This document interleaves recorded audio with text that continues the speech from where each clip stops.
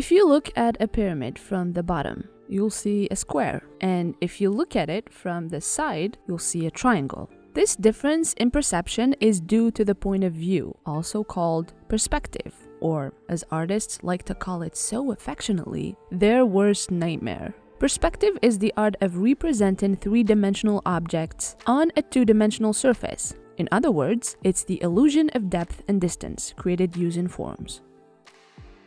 When it comes to creating perspective, there are four main principles. Let's start with the easiest concept, scale. Basically, we use the difference in the size of objects, both in the foreground and the background, to indicate depth. For example, let's take a photo of someone posing in front of a building. Any building is naturally bigger than humans by the very definition of it, but to indicate its presence behind a person, the building will be drawn smaller. The smaller it is, the further away it will appear from the person, and vice versa. If we draw two exact same buildings, the small one will automatically appear further away. All it takes for the brain to see depth are objects that the viewer will recognize the size of, and your ability to play with the scale. The second point is details.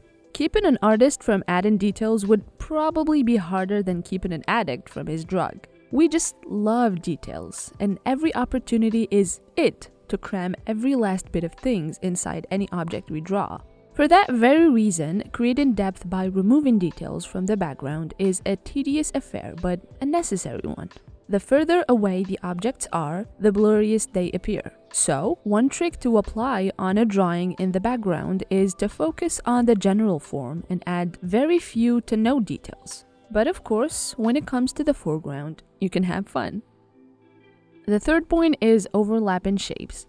If you watched our previous video about shapes and form, you'd know that the buildings are geometrical while the human body is organic. And overlapping these two forms shows us that one is in front of the other. The one that appears full is the closest, while the one being obscured is further away. And that is another way to create depth.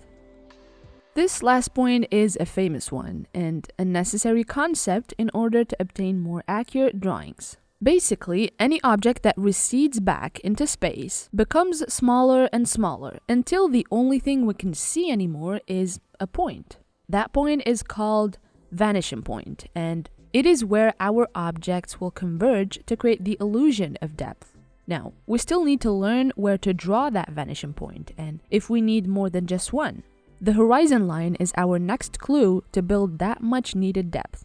As the name indicates, it's a horizontal line that we draw during the making process in order to fixate the vanishing point next. It's usually placed in the middle of the page, but it really depends on the wanted result. A top-down view has the horizon line placed at the top of the page, while a mouse eye view has it at the bottom, thus looking up at the subjects. You can also have the horizon line angled, even if it's unusual. Now that we place the horizon line, we can add the vanishing point.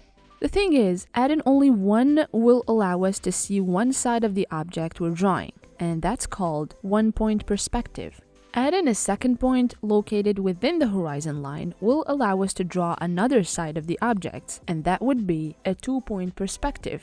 We can also add a third point, and unlike the first two, it doesn't go on the horizon line. It's a point that gives us a high perspective, especially when we're looking up at something.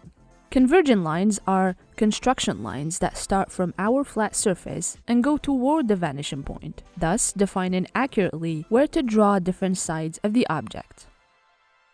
Now that you know more about perspective, try to find it in photos. It's an excellent exercise to try and determine where the horizon line and vanishing points are on different photos and landscapes. The easier you'll find it, the easier you'll picture it for your own drawings.